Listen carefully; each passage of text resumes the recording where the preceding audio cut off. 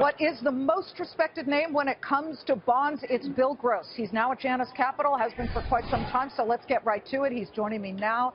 Bill, I'm glad you're here on a day where the 10-year yield is dropping so precipitously. Right off the bat, I need to ask you, is that the play that you would recommend simply to preserve capital versus get any return on capital at this point? Well, certainly. Even at 1.7%, that's a positive return, and the question becomes, do bond prices continue to go up, reflecting lower yields, or do they go down, reflecting higher yields? I think the Fed, for instance, in charge of the Treasury market, basically has to stay where it is, or maybe even lower interest rates, or have a renewed quantitative easing program at some point. So a Treasury 10-year yield at 1.7% and a long-term bond, basically are relatively safe, certainly from the standpoint of principal, and I think from the standpoint of market price as well. Am I hearing you correctly? You feel that it is possible the Fed will be put in a position where it has to take back that quarter-of-a-point rate hike it put in December?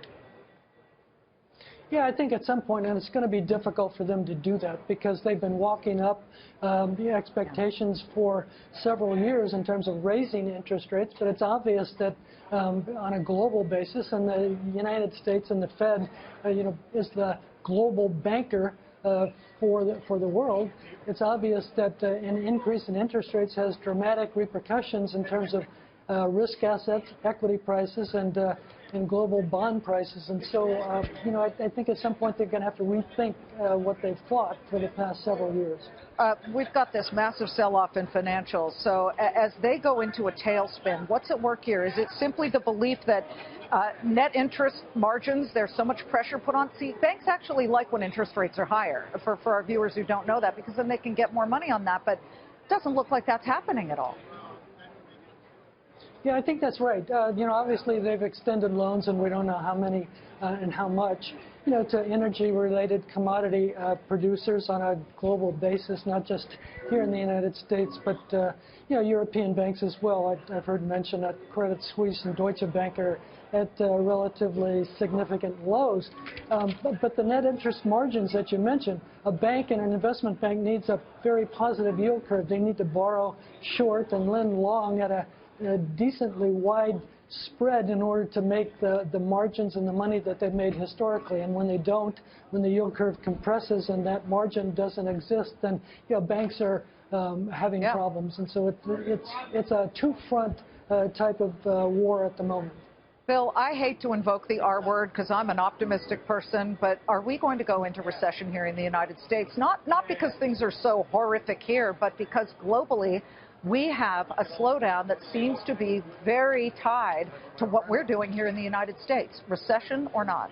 Yeah, I think in the United States we can stay above the line on a real growth basis in this particular quarter, maybe in the next quarter. What's important to me, and I think what should be important to central bankers, is nominal growth. They want not only real growth plus inflation. And, it's important in the United States to grow by at least 4% nominally. That's real growth plus inflation. And we've only been growing by 2.9%. So I think it's fair to say that, we might have a nominal growth recession over the next 6 to 12 months. So, Bill, you said last week in your note, you got to stick with plain vanilla if you're going to be safe. Let me throw these choices out to you.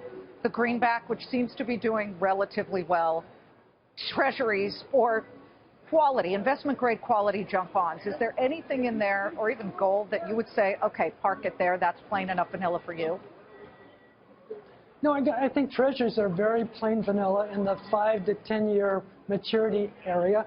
Gold is subject to the whims of the marketplace, so to speak, and to a further decline in interest rates. Risk assets and even the dollar. I think at this point, if the market believes that the Fed will stop raising interest rates and maybe at some point, like I'm suggesting, begin to move in the other direction, then the dollar will be weak relative to the yen, relative to the euro, and even relative to some of the stronger emerging market countries. So I wouldn't be investing in the dollar at the moment. Okay, yeah, that would be counterproductive. If the Fed has to put the brakes on and slam it, which you say it appears they will have to, you're saying stay out of the dollar. I have to then turn to just the worry overall for you. What worries you the most that people aren't watching but should, Bill? Well, I think it's China, and you and others have talked about China ad infinitum for the last 6 to 12 months. But what is the growth rate in China? They